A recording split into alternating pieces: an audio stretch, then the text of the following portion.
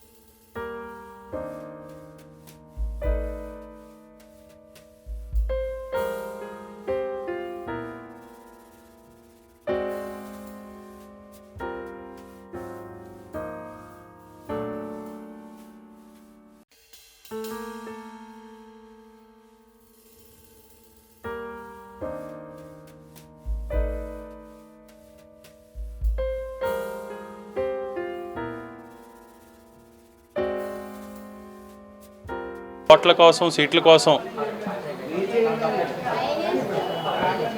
అధికారం చేపట్టడమే లక్ష్యంగా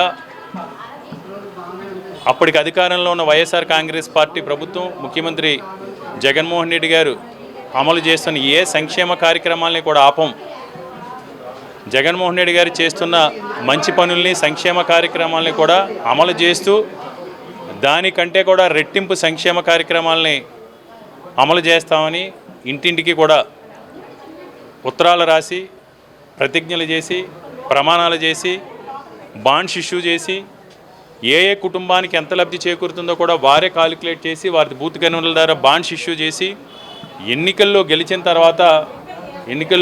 తర్వాత ఇచ్చిన హామీలన్నింటినీ కూడా ఇచ్చిన వాగ్దానాలని మాటల్ని తొంగలోకి తొక్కి ఈరోజు ప్రజలు బాగోగులు కష్టసుఖాలు పట్టించుకోకుండా ముఖ్యంగా నిరుద్యోగ యువకులకి ఇస్తానని నిరుద్యోగ భృతి విషయంలో కానీ 18 సంవత్సరాలు నిండిన అక్కచెల్లెమ్మలకి ఇస్తానన్న ఆడబిడ్డ నిధి విషయంలో కానీ ఫీజు రియంబర్స్మెంట్ విషయంలో కానీ ఉచిత సిలిండర్లకు సంబంధించి కానీ ఉచిత బస్సుకు సంబంధించి కానీ అనేక ఇచ్చిన హామీలన్నింటిలోని కూడా ఇవ్వకుండా ఈరోజు హామీల గురించి వారిచ్చిన వాగ్దానాల గురించి మాటల గురించి ఎవరైనా ప్రశ్నిస్తే మీ నాలుగు మందమా ఈరోజు భయపెట్టే విధంగా ఈ కూటమి ప్రభుత్వం చేస్తున్న రాజకీయాలని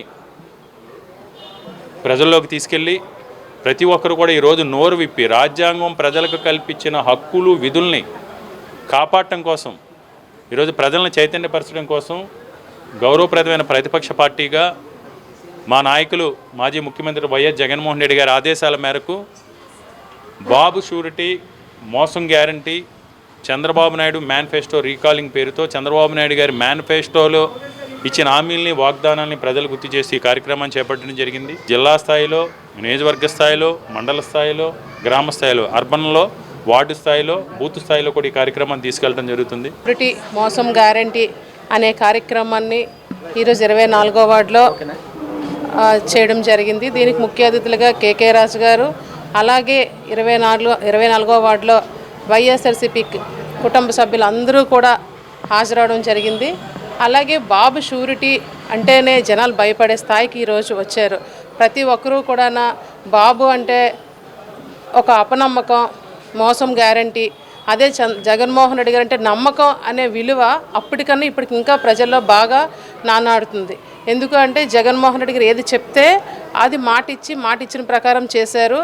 ఈరోజు చంద్రబాబు నాయుడు ఇచ్చిన 6 ఏదైతే మాకు చెప్పే సూపర్ 6 అని చెప్పారో ఏమి ఇవ్వనప్పటికీ కూడా మొన్న ఏదైతే మేము వైఎస్ఆర్సీపీ అందరూ కూడా వెన్నుపోటు దినం చాలా భారీగా చేయనప్పటికీ జనాలు కూడా బయటకు వచ్చేసరికి టీడీపీ గుండెల్లో భయం పట్టుకుంది. ఇంత జనాలు ఇలా వస్తున్నారంటే ఇంకా మన గవర్నమెంట్ వచ్చి 6 నెలల్లోనే ఎంత జనాలు వచ్చారంటే అనే భయంతో అమ్మఒడినే మార్చిన తల్లికి వందనం వేయటం జరిగింది.